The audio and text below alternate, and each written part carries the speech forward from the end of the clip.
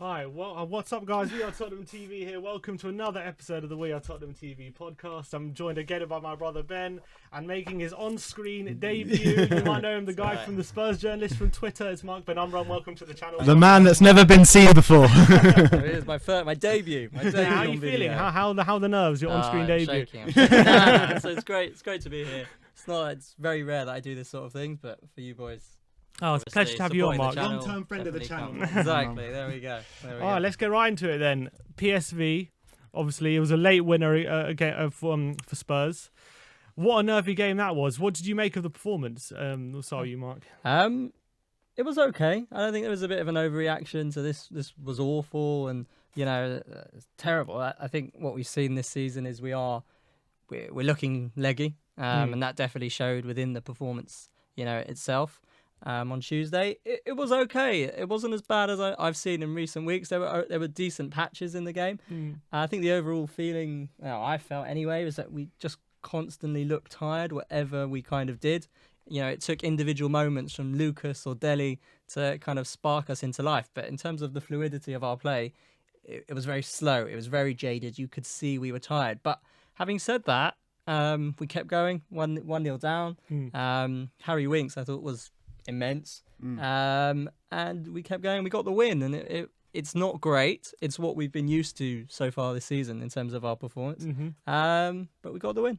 I thought it was a bit better than that, though. I thought we were kind of peppering them for pretty much the whole game. There were moments when we didn't pepper them, but I thought the performance was actually at a good level. I just thought in the final third we weren't doing much. That's the problem. We weren't clinical enough. I thought we were pretty much creating the opportunities to have chances, but we weren't going in there and giving them the killer touch. Yeah, I think definitely in patches that was the case. Obviously, the chance in the first half, Eriksen, then Ali with the rebound. That was definitely the case. But on another day, those are going in. Yeah, that's true. But I think their keeper had a worldie. He did. But yeah. There was also times, I think, especially the first 20 minutes of the second half, I was expecting us to fly out the traps. Second half, 1-0 down. And it just took a long time for us to get going, and it took, we talked about the first half. And I remember sitting there after 65 minutes or so and thinking, we've not had a shot this second half, not had a shot at the keeper. I think that was sort of like, I was like, wow, these guys, they're looking tired. So I do agree. I don't think it definitely wasn't, as bad as people were making out. I think it was okay. I maybe not sure. I'd maybe disagree that it was a good level of performance. But it wasn't bad, so we're halfway there. So yeah, it gave us a fighting chance, didn't we, to get out of this group? I mean, it's going to be a tall order, isn't it, to go beat Inter Milan by 2 goals realistically. 1-0 we can win, or maybe 1-0. I think if away goals count, maybe count. So 1-0 win against Inter Milan, and then beating Barcelona at the Nou Camp. We're going to have to do both, I think. So it's going to be interesting to see how this group pans out. But going back to the game, Gazzaniga came back in, had another good game. He keeps up his 100% record. We asked a question last week: is he pushing Lloris for a start in to be up for number 1? Considering the amount of mistakes Lloris has made, we said no last week. He's still on number 1, but Gazzaniga keeps impressing. What do you think about that? He does. What I would say about that is Pochettino loves Lloris. I think people know that, captain, and their bond goes beyond football, beyond what's on the pitch. And that's not really fair, I guess, when you're kind of judging performances, and that will frustrate some fans who have seen Lloris's performances drop, and they have. Yeah, we can't doubt that. We can't doubt on his day he's a world-class keeper, and when he's on an off day, he costs us games sometimes. So the issue is that Pochettino and Lloris's bond is that strong. Lloris came out in a recent interview and said, "My future's tied to Pochettino's." Yeah. The two of them, again, are really close. That it kind of feels like whatever happens over the next, 12 months or maybe 9 months, Gazzaniga's really establishing himself as the number 2. Yeah, that's for sure. I don't think that he is going to overtake Hugo anytime soon. There'll be some fans that are upset with that. Some of you guys are going to be upset with that. But he couldn't do any more, though, could he, Gazzaniga, with his opportunities he's had? No, he can't. He can't. I think sometimes at Spurs, we kind of overreact with the good and the bad. If we look at Sissoko, or I've got to say this in front into the camera, Ben Davies, who I got a lot of stick for on Twitter with my praise of Ben Davies on Tuesday night. we jump on a bandwagon. And the same when a player has a few decent performances. Gazzaniga has shown some good performances, some very good, some not so great either, but has shown a good level. And, you know, we're saying, that's it, Hugo's got to go and Gazzaniga's going to come in. I think I read someone saying, should we sell Hugo in the summer now? Let's cash in on Hugo, and Paolo can be number one. And I don't know. I just think there's an overreaction sometimes for the good and the bad, and I felt that's definitely what's happening with Gazzaniga. I think he's good. Let him continue to progress. Let's come back and in 2 months' time say, wow, you know, he's really pushing. He's had a handful of games, Paolo. Like he hasn't had a long stretch of games, and he's looked good. So he's pushing, but I don't see him overtaking Hugo anytime soon. The thing is with Paolo, I think why people are jumping on the bandwagon is because we haven't lost a game or drawn a game with him in goal. We literally won every game. We've won every single game. He's made some great saves within those games. But the thing is with Lloris, when he makes mistakes, it's usually in these big games. And Gazzaniga hasn't had these big games to be in. So we don't actually know what he's like in these big games. Yeah, it's a tough one with Hugo because people always ask me, you know, with Lloris, you know, is he in the top five goalies in the world? And I painfully have to say no every time. And I have to do that because to be world class, you have to be consistent, don't you? You know, game in, game out, you have to be consistent. And he's not. Sometimes he is world class and he can make world class performances, and sometimes he isn't. So it's really a tough one with Hugo. It's painful sometimes, but he does make mistakes, and it happens more and more frequently. And you know, world class goalies don't do that, and that's what separates them from very good to world class. I think Hugo is in a point in his career at the moment, despite winning the World Cup, which is a bizarre thing to say, the World Cup winning captain, that he's at the stage where he's very good. But I don't believe he's at the top 5 in the world. So it's. But he's our captain as well, so he's gonna be hard to move him on if, like, whenever that time comes. It's always going to be a hard conversation to have when he's the club captain and he's been at us for so long and he's been such a loyal servant. So I don't know when the right time for him to leave is. I don't think it's right now. I still believe he's our number one, but it is. I don't know. I kind of feel like that it is getting to that point where he's making too many mistakes, and I don't know when that point hits. I got a question: is like, if Lloris was to leave, would you put Gazzaniga as a number one, or would you look to sign a keeper? I think you would have to look to sign someone to even just to give competition to him. I think because obviously we're going to need to sign someone to be on the bench or something. But would you sign him as a sub, or would you sign a first choice keeper? That's a good question. I think I'd sign a number one. I think I'd sign someone else. Who does Spurs, get though? Yeah, that's what Barnaby said last week. What about the PSV keeper? Who the PSV? He looked all right, didn't he? Yeah. Don't even know. Oh, Zoot. Zoot, yeah, exactly. No, I don't know. It's it's a tough one. You know, where do we go which betters Hugo Lloris? And I think that's kind of the problem with Spurs at the moment. And maybe we'll get into that more and more general detail. That's our problem, where we're like, how can we get better in terms of our squad? You know, we don't have. Are we actually just at our limit? It's a real tough debate. I mean, people say we are. Some people say no. We just spend some money. You know, easier said than done sometimes.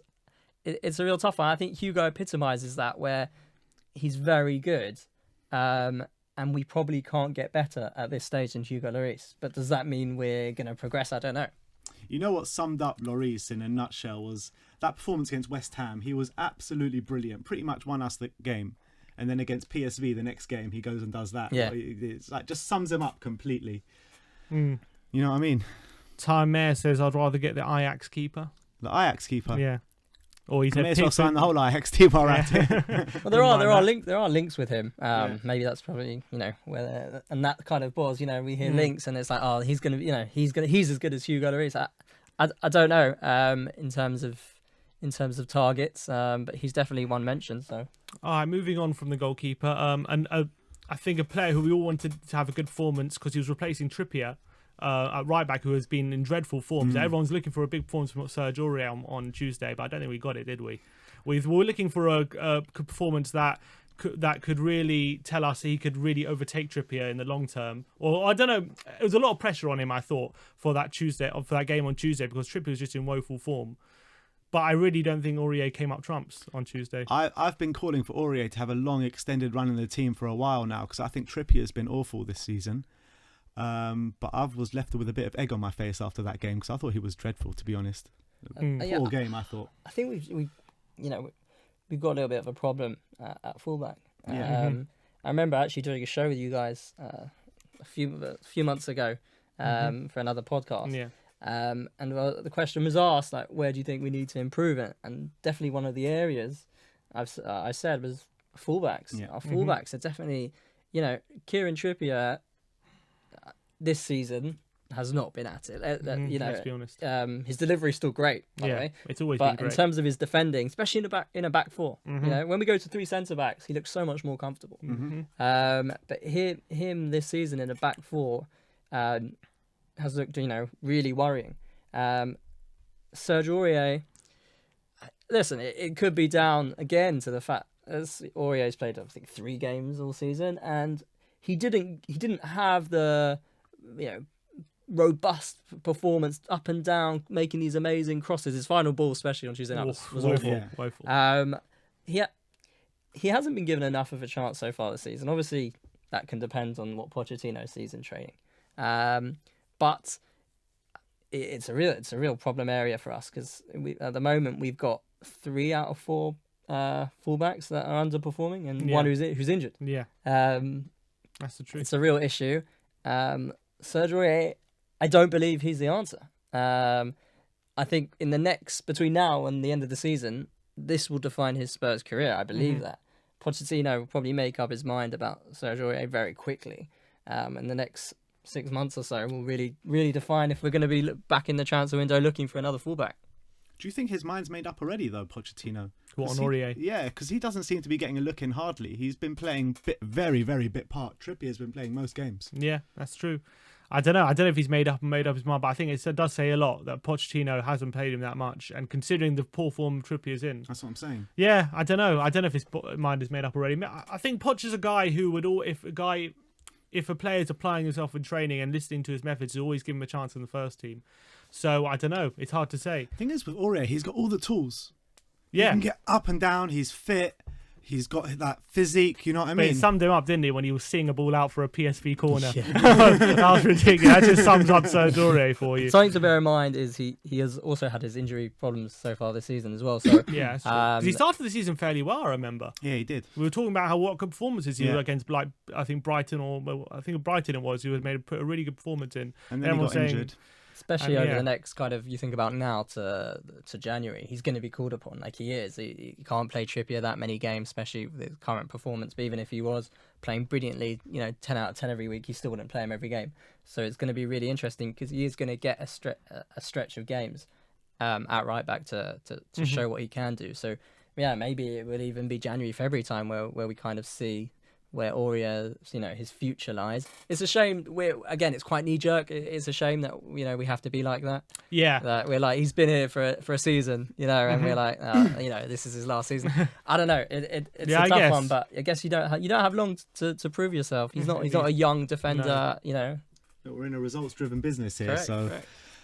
He's got Champions League experience, but the problem is the problems that we thought he would have when he signed are the problems he's having, and he kind of hasn't ironed them out. And then he asks the question: is he never ever going to punched a iron them copper in out? the nose again? But is he ever going to iron them out? That's the question. And on this evidence, it's hard to say yes. Yeah. So we have to wait and see. Another player I wanted to talk about who made a great impact, I thought, on Tuesday was Llorente. Now the question, I think. What we did so great on Tuesday when Llorente came on is we actually played to his strengths, which we never do. We actually played onto his chest, played onto his head. He held the ball up and he brought other players into play. Now, it's obviously well documented how much he struggled since he's come to Spurs. He's been, I think by all accounts, pretty woeful. But how much does the way we play and us not playing to his strengths, how much does that have to do with him not doing well? Because you saw on Tuesday when we do play to his strengths, he can be effective. I think it depends on how our game plan, turns out during a game. Because I remember, again on Tuesday sitting there with 25 minutes to go, and we were putting in cross after cross after cross. Some were awful. Yeah. Some there was 1 or 2 men in the box. And I was just thinking, this game is tailor-made for Llorente to come on because that was our game plan. With 20 minutes to go, our game plan was crossing into the box. So it had to be Llorente. And obviously he had a really big hand in the equaliser through Harry Kane. it depends on our game plan, because Spurs, when we're at our best, and Pochettino's way of playing, it's not with Llorente starting. No, that's for sure. It isn't with that. And it just depends how things turn out. And I think there's definitely a use for Fernando Llorente. Yeah, I think we've that's seen my that. point. No, my point is he was brought in to pretty much effectively be a effective plan B. That was what he was brought in to do, and he just hasn't been that.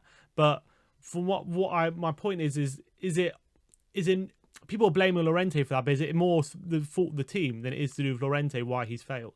Probably. It's probably not a bad thing or a good thing. Like, it probably is the fault of the team. I think this season there's been plenty of games where teams sit 11 men behind the ball, and he should really, when we put him on, he should be an effective. He should be someone like a Giroud who could really come on and change a game like Giroud does. You've seen a couple of games last season. You know, we were pumping balls into the box, and then as soon as Llorente comes in, we start playing it to feet. Yeah, it doesn't make sense. But yes, on Tuesday night, Llorente came on. We brought Trippier on exactly the same time, and you knew exactly what was going to happen. Mm-hmm. You know, because Aurier was trying to get balls in the box all night long, and he couldn't. And Trippier came on straight away, and you could see he was finding Llorente. Mm-hmm. So that was the kind of plan, and it worked to a charm. Yeah, he's an effective. He definitely is an effective plan B. It's just how many games is he really going to get though? Because it needs us to be, really not on it. It needs us to switch to a crossing in the box game, which Pochettino just doesn't play that often. It's not our style of play. In terms of like, we're going to just lump balls in the box. It's not how we play. It is effective, but how many games is he really going to get when we're in that situation? Because this season, to be honest, we're actually, winning most of them. So we're not actually ever in that position. Obviously, think about the Carabao Cup. The Carabao Cup is the time he's going to get minutes because Pochettino just wants to rest, his first team, wants to protect his players. But aside from that, if you think of how many games, we've been behind this season in the league, it's not been that many. So his option, in terms of minutes, his options are limited. But he showed on Tuesday that he can be really effective, and hopefully he can still be that. We all saw in the Bernabeu how effective he can be last year. He started the game and he was absolutely brilliant. Yeah. But I can count on one hand how many good games he's played for Spurs probably.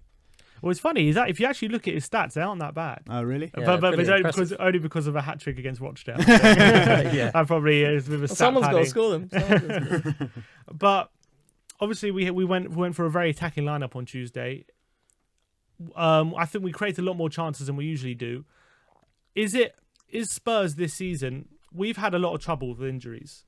Is it just? Do you think in terms of performances, is it just a case of getting all our injured players back and then we're going to see performances improve?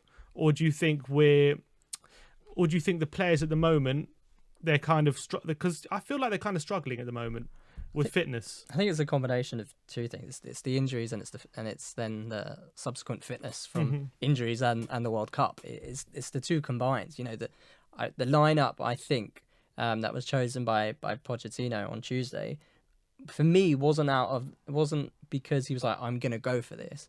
I think it was out of necessity. If you think about, Harry Winks has just played 90 minutes Tuesday. He's got his own injury problems are well documented. Who's going to be playing that role at Crystal Palace? Is it going to be Winks again? It probably has to be. Might be Sissoko though. Sissoko may have to play that. Play both of them in the middle against Palace probably. Maybe, but I think maybe that's why he had one eye on that lineup, because maybe he's thinking, I can't play Sissoko because if I play both of them on Tuesday, I've got Palace on. I've got Palace on Saturday. If I'm not wrong, did they both play against Wolves? Yeah. So they've just played against Wolves. So it's kind of like, I've got to juggle these two because they're the only two central midfielders I have. We do have international break coming up, so it's a bit of respite. Correct, yeah. I know Winks has been called up, but he might not play 2 games. No, knowing Southgate probably play all of them. Yeah. All our players will as well. Yeah. So I think that was probably out of necessity. But in terms of your question, I think it's fatigue and I think it's injuries. I think it's the two, and I think hopefully we'll get over them. It's easier said than done. It could be. When have we seen our first 11, a full-strength side play this season? We haven't, really. We haven't. No, we haven't, not once. But it's no problem. It's no coincidence that our best players this season have been Lamela, Winks, and to a certain extent Sissoko and Gazzaniga. You know what I mean? They never played any minutes at the World Cup. Yeah. But is that a testament to how the strength? Because I put out a tweet saying a couple of days ago, listing the amount of all the players that have missed about 5 or more games this season, and the fact that all these players, because there's a long list of like very vital players to us, like Vertonghen, Dele Alli, Eriksen, they've all missed a lot of games this season, and we've still in a fairly good position in the league in terms of won 8 out of 11 games.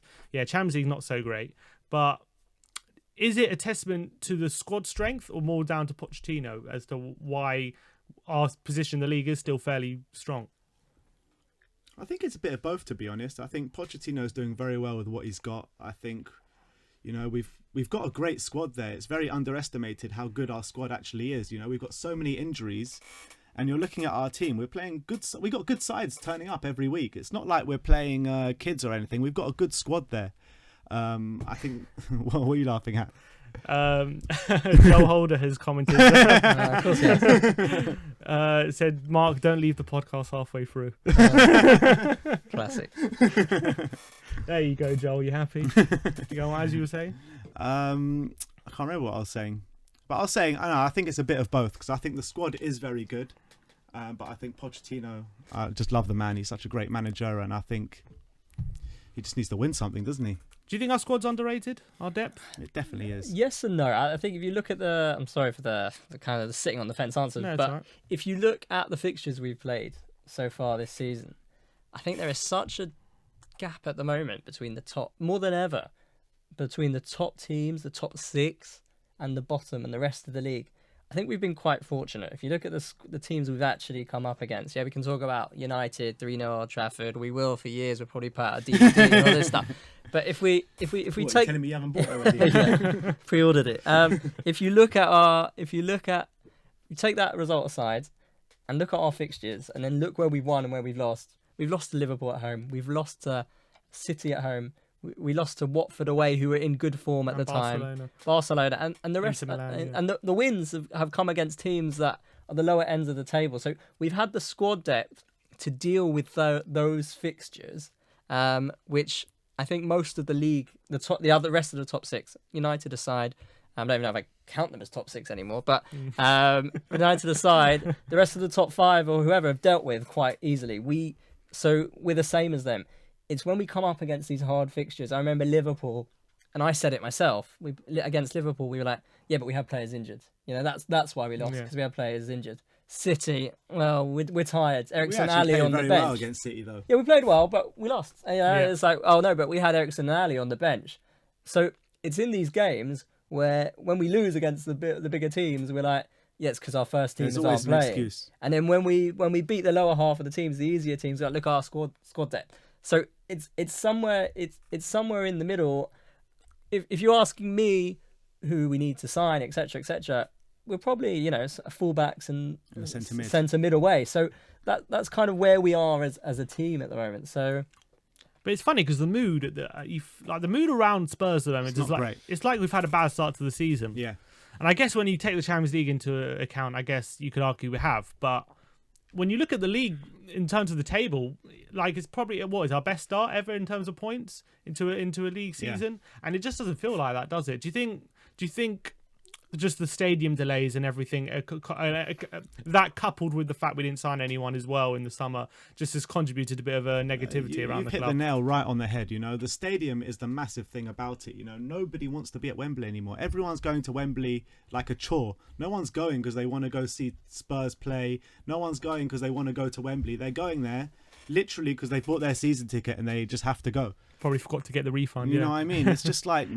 you don't want to go be at Wembley. I don't want to go to Wembley. You probably don't want to go to Wembley either. Yeah. It's just a headache to go there. Nobody wants to be there, and it's just a depressing place to be around at the moment. Well, yeah, I think there's definitely, and this is why the frustration grows with Daniel leaving. It's so divided. You're for or against him and Enoch, and it's a real tough one because had we been in the new stadium right now, or had the club just been better with their communication from the outset, none of this would be going on.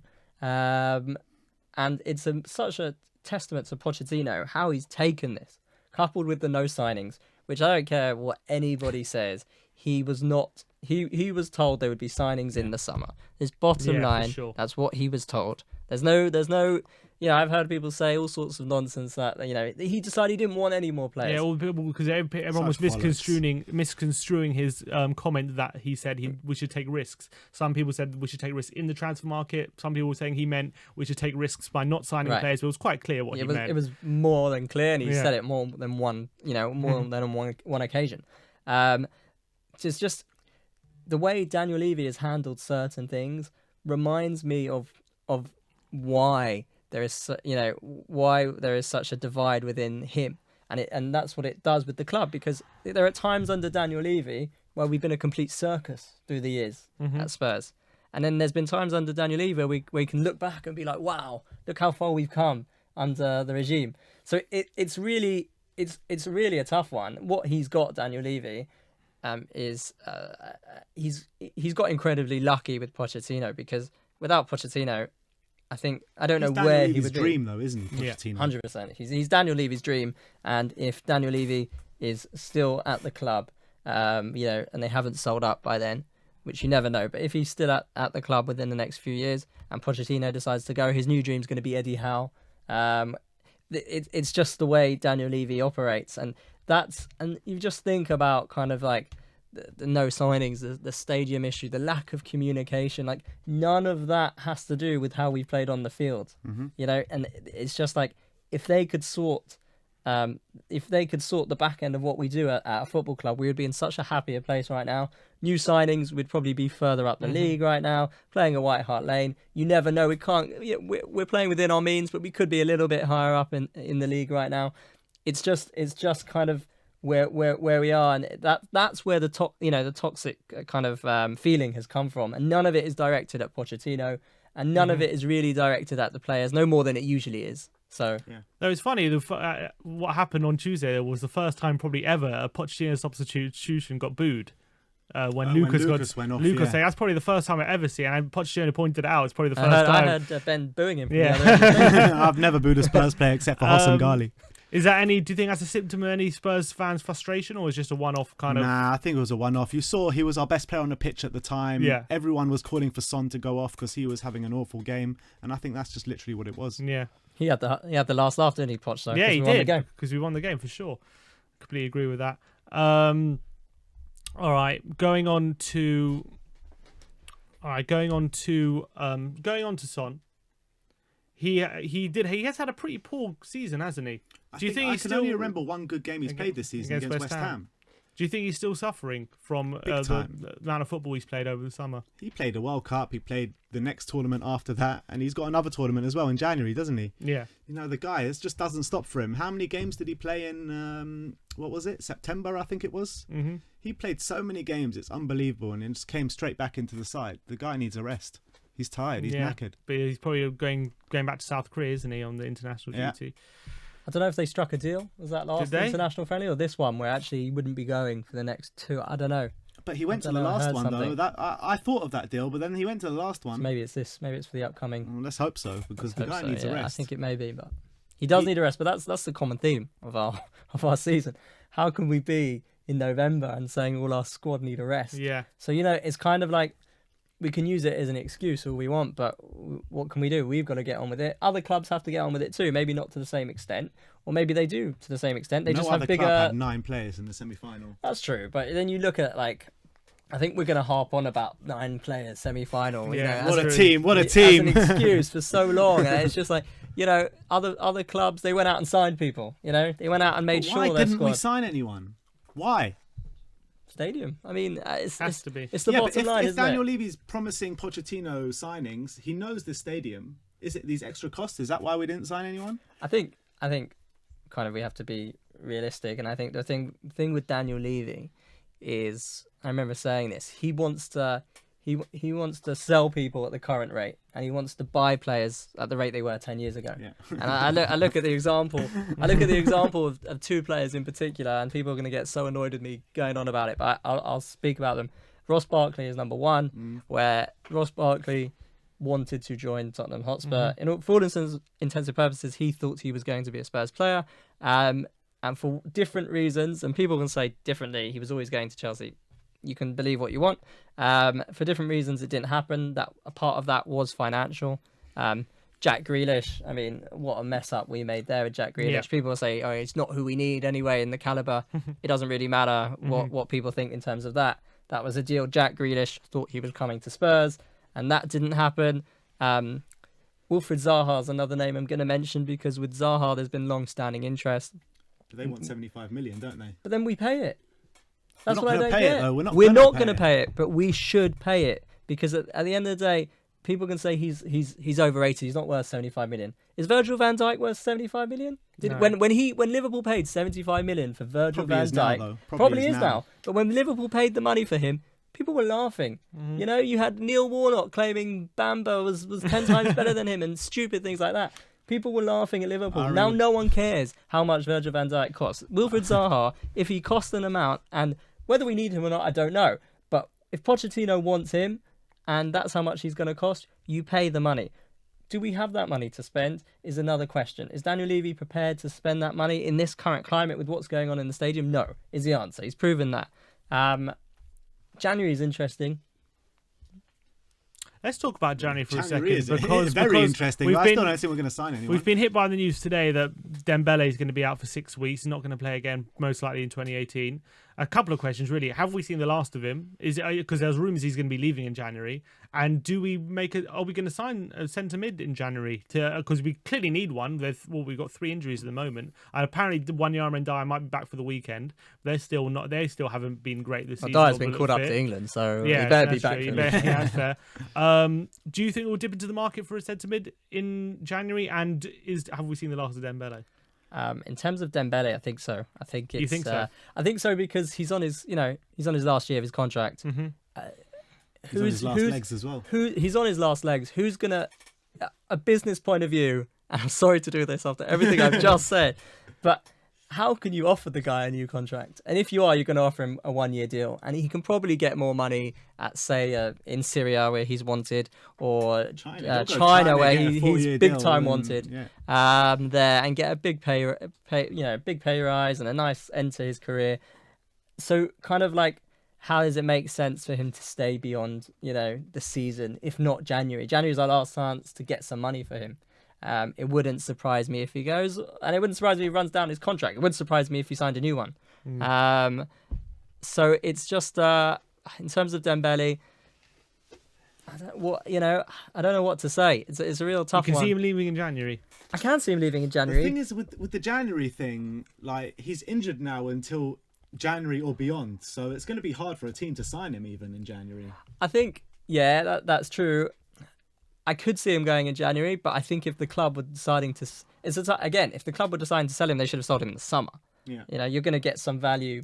But didn't we try? 10, 15 minutes. We tried. I think probably the issue was the destination of where he wanted to go at the time, and also, we weren't bringing anyone in. So if you're not bringing anyone in, I'm sure Pochettino, and this is what it came down to at the end. Pochettino said, "No one's leaving. If you're not bringing me anyone in, I'm not bringing anyone out." So that's kind of where it's all sort of happened. In terms of January, who do you get? Who do you get in January? Who's gonna? How much would it cost to put an N before his name? Ndombele, exactly. He's the one we need. Ndombele is the one we need. But how much is his price shot up? His price is probably shot up from the summer. But don't we have a ready-made replacement, Harry Winks? Not for Ndombele. No, for Dembele. He played in that deeper role against PSV, and he was brilliant. I think maybe as terms of one of the two, but then you play Winks and Dyer. There's something a little bit off about that partnership. If Dembele leaves, that leaves us Winks, Dyer, and Wanyama. We need another one. Yeah, we need another one, especially because Wanyama's another player who probably doesn't have that long to kind of prove. Have you heard anything about Wanyama's future? It's injuries. Just he's having his there's nothing personal. There's nothing in terms of his attitude. His injuries have kind of taking their toll. That's basically the bottom line. And can he perform? He can't go 2 games straight without getting injured. That seems to be a recurring theme around Spurs, just in our history. But he can't do that. So you're in a situation where we need to sign a central midfielder. I don't think there's any doubt about that. We've had central midfield issues, I think, all season for one reason or another. Who'd you get in January? And Ndombele is a player that's just coveted by a lot of teams. Yeah, he's got I think there's some complications with his ownership, as far as I'm aware. And I think that... Do you go back in for Grealish? He's going to be even more expensive now. He signed a 4-year deal, didn't he? Did he sign a deal in the He summer? signed a Yeah, deal. he signed a contract. Yeah, so I don't know. Oliver Skip. Says David Curza. That's what we're going to do. That's what we're going to do. And we're going to say, we don't need to sign anyone else. We've got Oliver Skip. And that's the problem with Spurs. That's what we love about Spurs, but that's also what's holding us back. Go and buy it, and on Ndombele, he's probably going to cost you north of £60 million, £50 million. That's how much he costs in this market. That's what you go. And Daniel Levy could turn around and he's going to negotiate, £15 million and, pay it in installments over 75 years. So that's the real issue we have with January and actually what we need. It's a problem with Daniel Levy, because we always get to a certain stage and we don't invest at that stage. And then we always go back down to what we were. You look when Harry Redknapp was our manager, we got to that stage. And who do we sign? Ryan Nelson, Louis Saha, and who was the other one? That was it, wasn't it? No, so Ryan Nelson, Louis Saha, Harry Redknapp surely was not happy about that. Definitely not. I think the bottom line is, and I said this 2 years ago, I remember saying I wouldn't swap Daniel Levy and Pochettino for any manager or chairman in the league. That's how my view was at the time. I think now when I'm looking at it 2 years later down the line, I'm probably still in the same boat, but what I'd say about Daniel Levy is his goal, and it's not his goal, it's his owner's goal, is not for us to win titles. That is the bottom line. The goal of Daniel Levy, ENIC, Joe Lewis, is to sell on the club for a massive profit. That is the bottom line. So what you're saying is we basically turned into another Arsenal then? I think yes, and I think we can say, well, look how what Daniel Levy's done for the new stadium. It's amazing. Look at the training facility. It's amazing. He's keeping our best players on contracts. It's great, and he is doing all those amazing things. The problem is, all of those amazing things are kind of a default to the fact that it's all leading up to him making his owners making a big profit at the end of when they decide to sell. So whilst our progression is really good, and without Daniel Levy, ENIC, it wouldn't be like that. Their aim is not for us to win titles, and that's why if it doesn't make economic sense, real economic sense, I'm not talking about Portsmouth, Leeds, I'm not talking about this sort of stupidity. Yeah. But if it doesn't make real economic sense on a number sheet, they won't go that extra mile. That's what they've proved time and time again, and that's why. But then they went and spent 30 million on Sissoko on deadline day. Did that make economic sense? I think if you look at Sissoko's profile at the time, just coming off the Euros, he had a great Euros. Pochettino was furious he didn't get Mane at the time due to wages and stuff. Yeah. And it got to deadline day, and Pochettino turned around and said, "I want Mr. Sissoko, get him." But Daniel Levy is not going to upset someone who believes in the project, so he did it. I think at that time we were probably something like plus somewhere in the balance sheet anyway. Exactly. Yeah. So that's my problem with ENIC, Daniel Levy in general. That the amazing things they've done for the club is amazing, and we're so grateful to that. But it's all on their path to making a lot of profit out of the club, rather than seeing Spurs win the league. Well, Dan E says, without Levy, we would be a lot worse off. Once the stadium is complete and we can actually spend money, trophies will follow. We are overachieving at the moment. Absolutely. I agree with all of it. Without Daniel Levy and ENIC, we would be worse off. We would be worse off. Again, what they've done for the club is amazing. I'm not taking that away, and I don't know any other people that would do that. I'm just saying their goal is not to win titles. Doesn't mean we haven't progressed. We progressed massively. But worse off than what? Because there was rumours that Roman Abramovich wanted to buy us at that time. If he would have bought us, we'd be worse off. We'd be with a few titles behind our belt right now. Yeah, but you can't. I guess we're saying worse off at the time they came in. We can talk about Roman. At the time they came in, we were a nothing. Let's be honest. I'm not a nothing in terms of the Premier League era. Yeah. Spurs weren't irrelevant. To all of us, we were the best thing going. But Spurs were irrelevant in the Premier League era. Yeah.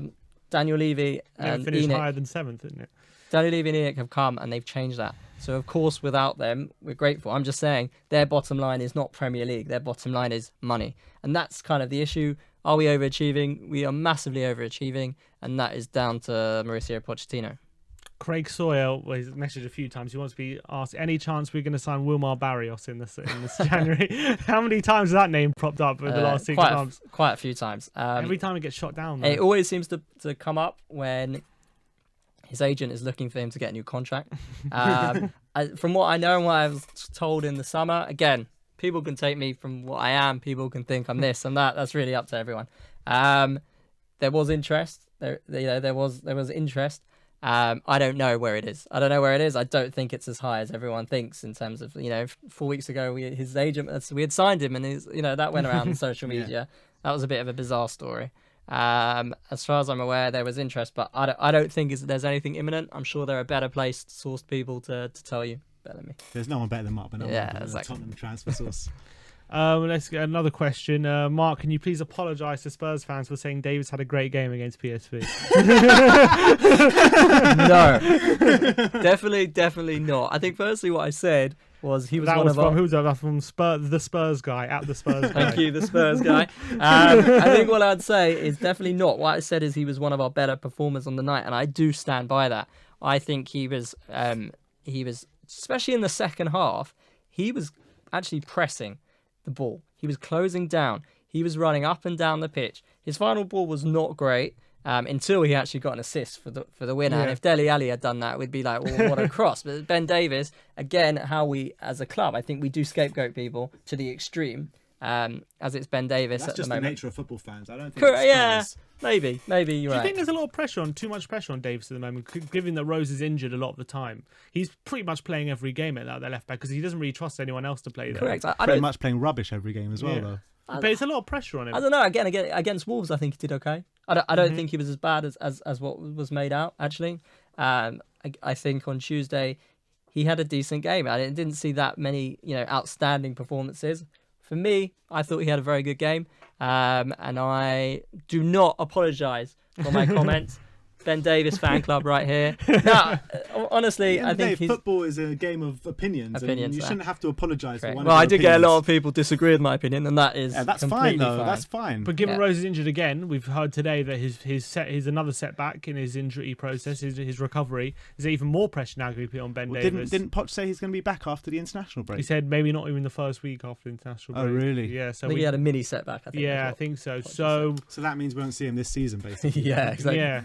What do you think about Danny Rose? He's been alright the few games he's played, but are we seeing anywhere near his best? Can you see him getting back to his best? To be honest, I think we were seeing that. We were seeing something reminiscent of his best, last month or so when he was making those runs in the box. It was dynamic. It was definitely, it was definitely an improvement on what we saw the year before. We were seeing signs of the Danny Rose of old. Again, the issue is Danny Rose has had, let's put all the obviously the emotional issues he's had, but let's just talk about the physical injuries. He's had a lot of them, in the last 2 years. It could be one of those cases where he comes back, he plays 2 games, and he's out again. So it's really going to be how he can adapt and how he comes back from his injury in terms of Danny Rose's future, because there's no doubt there's something there with Danny Rose. We saw it a few years ago when he was probably arguably the best left back in the league. There was something there this season. Can his body sustain it? I don't know. It's such a shame because he was looking so good just before this injury. It seemed like he wasn't there yet, but he was getting there. And then he got that injury, and it just... David Donnelly says, Ben, stop your hate for Davis. It's embarrassing. Opinions, David. Another comment. Chemi Friedman says, Mark, do you know Ellie Birnbaum? ? This is a very Spurs-related question. Yes. There we go.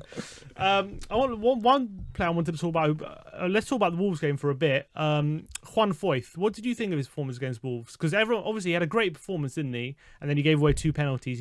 But he was playing well. Do you feel sympathy with the fact that he gave away those 2 penalties? Or yeah, I have big sympathy because I thought he had a brilliant game. Do you think we'll see a lot more of him this season as add-ons are? He's going to play Arsenal in the Carling Cup. Yeah, and won't give away a penalty. But I thought the first penalty for sure, I think he got sold out by Trippier a bit for losing that ball. Second penalty was his fault. The first penalty was his fault as well, but just he got sold a bit from Trippier. But the second penalty was completely his fault. he's a young player. He's got a lot to learn, and I think he'll learn a lot from those 2 mistakes. But he's a brilliant player, and you can see the last 2 games he's played brilliant, apart from those 2 penalty errors. Yeah, I was gonna say I'm the 1/4 champion. Yeah. In terms of, I will champion him to the hills because the potential he has, and he's shown, is like scary. I really believe that, and I think again West Ham was a massive reminder of that. That was mad. That West Ham. Yeah, that level of performance against West Ham was hard to absolutely maintain. insane. That'd be hard to maintain. It was brilliant. It was like a Ledley King performance. Correct. I swear. It was reminiscent of Ledley King, and you know we're not saying 1/4 is as good as Ledley King. Yeah. We're saying that his type of performance was you know just gave glimpses of what he could be, which maybe could be a Ledley King level one day. We don't know. I think against Wolves he was very good.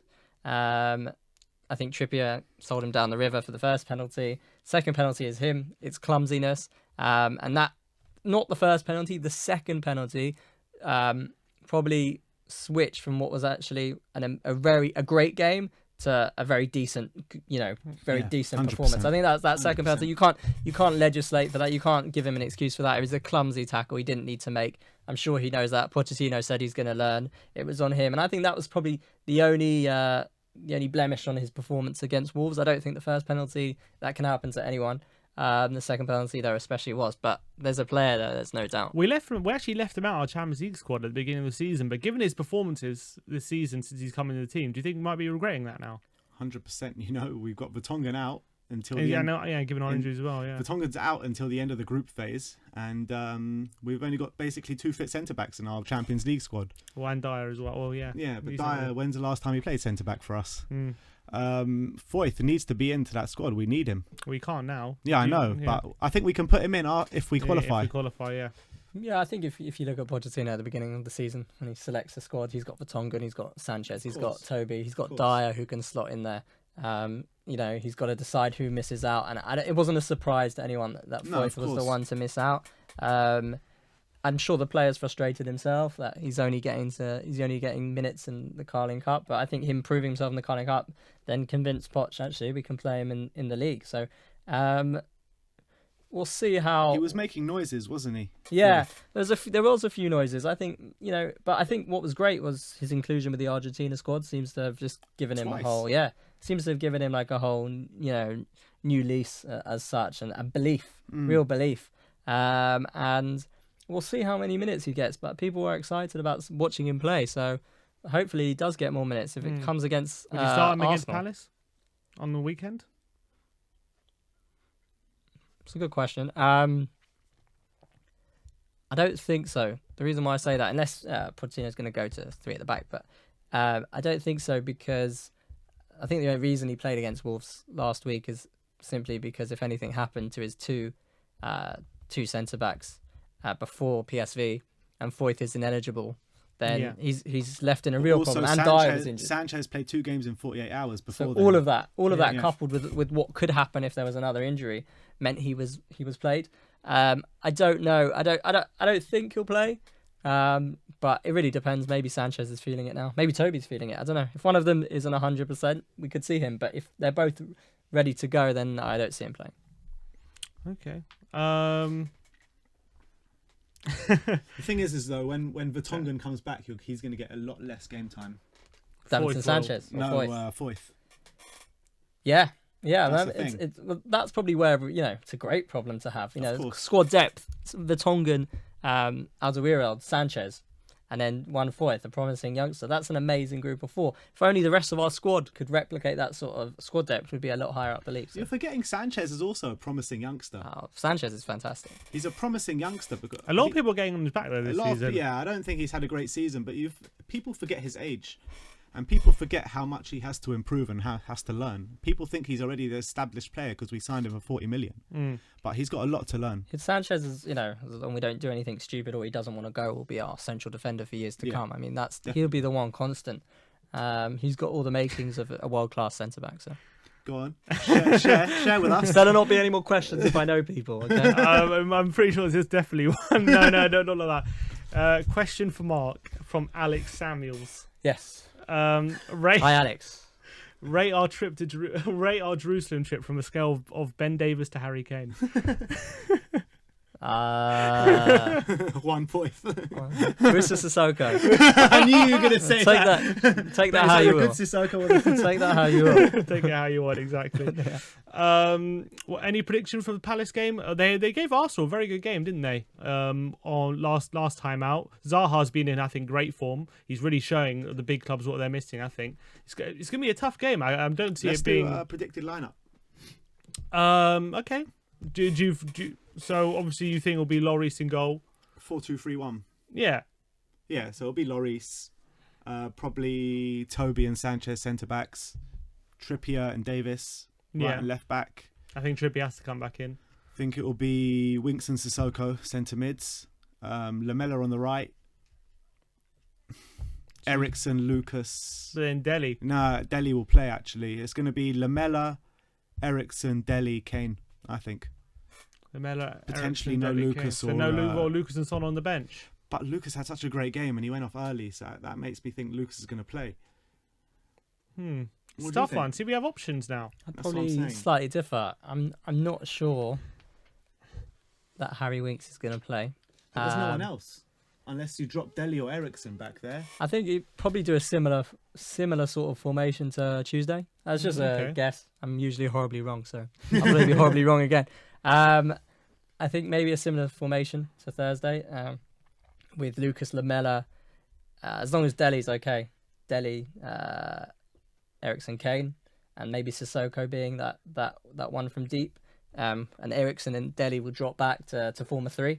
That gives Sissoko too much responsibility. I think the thing is, you're right, but I think the thing is maybe he'll be told to sit deep and allow Dele and Ericsson to drop alongside Sissoko. I don't know, as in... But wait, Dyer's fit this weekend, isn't he? Yeah, hopefully. And hopefully we're taking Wanyama as well. Maybe Dyer will be the pivot. It really depends. Depends who's fit. But it's good that we can't decide, like, because for the last 3 years, right, our starting 11's pretty much been nailed on. You can say it for every game, but at the moment you can't. And you could argue it's down to injuries, but you look at players like Lucas and Lamela, they're in good form, and they could easily be in the starting 11 outright due to how they're playing as opposed to injuries. So it's a good thing at the moment that you can't really decide. I don't think Son will play, and I don't think Wanyama will play. Apart from those two, I'm happy for any of the midfielders and strikers to play, to be honest. So I think kind of going forward, we're actually quite well stocked. I don't think I'd ever say that because we talked about for the last 3-4 seasons as a backup for Harry. But I think if you look at Son, Lucas, Dele, Ericsson, Harry, I don't think our attack can get that much better. So in terms of the squad depth there, I love it. I think when we're, again, the areas, and at centre-back, I love it too. So we literally, it's quite obvious what's staring us in the face is our central midfield, whoever they're going to be, and our fullbacks. Those are our problem areas. So yeah, and further up the pitch it's exciting because you never know who's going to play, and there's competition for places now up front for sure. You know, there used to be a time where Dele, Ericsson were definitely all going to play, and now you've got Lucas and Lamela really pushing, and Son's going to come good at some point as well this season. Dave Spurs said, should Spurs abandon the high line now we don't have Walker or Rose? It's an interesting question. I think that Pochettino does need to tweak some tactics. I feel that we're playing the fullbacks exactly the same as where we played Rose and Walker. We talked about this last week, didn't we? Yeah. Yeah, we did. And Trippier and Davis just can't do it. They just can't get up and down like them two used to. Or Pochettino will look for players who can do that. I think it's a tough one. At the moment, we don't have those players. Yeah, that's why I think Sanchez is so integral at the moment. I really worry when Vertonghen... I can't believe I'm saying I'm worried when Vertonghen comes back. Of course I don't. But when we're going to play Toby, Vertonghen, Davis and Trippier in a back four and play the high line, that scares me. And that's why Davinson Sanchez doesn't get enough credit for his pace and how quick he is. And he allows the others to the Trippier and Davis to play their game, for then Sanchez to cover right and left. At times, though, we definitely get found out with our fullback. So it's a really interesting question as to whether he should tweak the system or is he going to tweak the players. I think it's a problem ever since Walker left. I think we've had this problem. Whether we keep playing the way we're doing or we adjust it. I think Pochettino, he's so positive, isn't he, in the way he plays?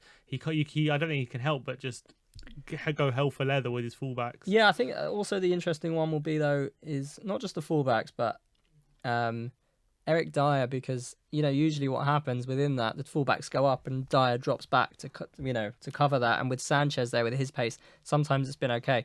Dyer at the beginning of the season he struggled, came back to to form, and if he comes back to form again, it may allow the system to remain, because he plays such an integral role in that system. I don't think people realise, and Sanchez with his pace. The only issue is if Dyer's not fit and Vertonghen comes back in the team, how are we going to use that system with the fullback? So it is a really interesting question. But also, I feel Sanchez looks better in a back three than he does in a back two. And I so don't know does if you feel Trippier, that. and so does Davis. So, but then you limit our attacking options. But I don't think the team play it as well as a back three. Yeah, do you think it makes a difference to Sanchez whether he's in a back three or four? I haven't seen that, if I'm honest. I haven't seen that. I think it's just, if you saw last season, his performances with Jan alongside him were great. I think it's kind of, as we found out a few weeks ago, it was kind of how, that spot of the left-sided centre-back, where sometimes he was being asked to play that position, sometimes Toby was being asked to play that position. Neither of them like to play that position, so we shouldn't forget that as well. That partnership with Toby isn't the same as that partnership with Jan. I haven't noticed the back three. That could be the case. I don't know. Okay. And looking at as well, so Dele Alli and Christian Eriksen, they obviously came in on Tuesday. They've been injured pretty much the whole season. And they were obviously for the past 2-3 years, they've been, you would say, are two of our probably main attacking midfielders. And Son even. We haven't seen too much of him this season. How much does Spurs have to give for this season more? How much more can Spurs give in terms of, we're in the position we are now. Is it only going to go up from here, do you think, in terms of the players coming back and the attackers we still haven't seen a lot of this season? How many goals have Eriksen, Dele and Son got this season? And how many got? They're easily 10 goals each. And they haven't got barely any. So how much are we awaiting for them this season, do you think?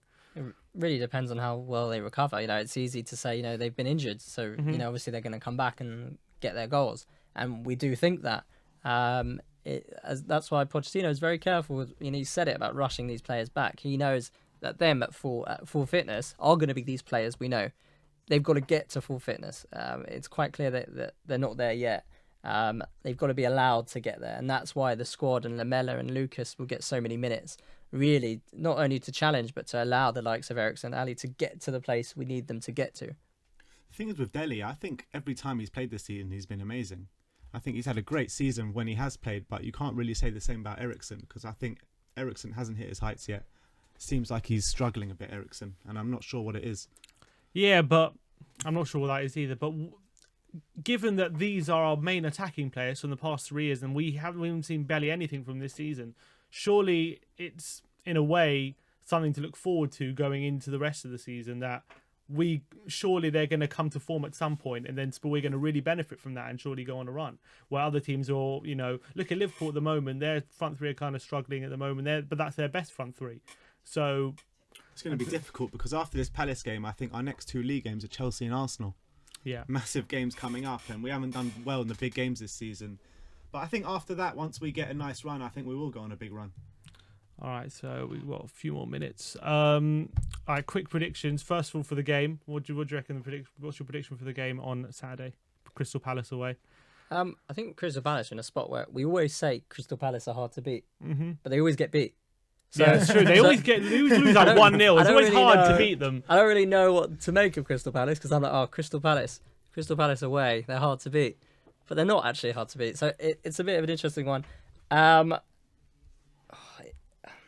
only issue I have from predicting a Spurs win is the fact that the amount of games we've played. It's going to be 5 in 12? 5 in 11? That is massive. Yeah. That is a massive amount of games to play. That's the only thing which is stopping me from saying, Spurs are going to win this.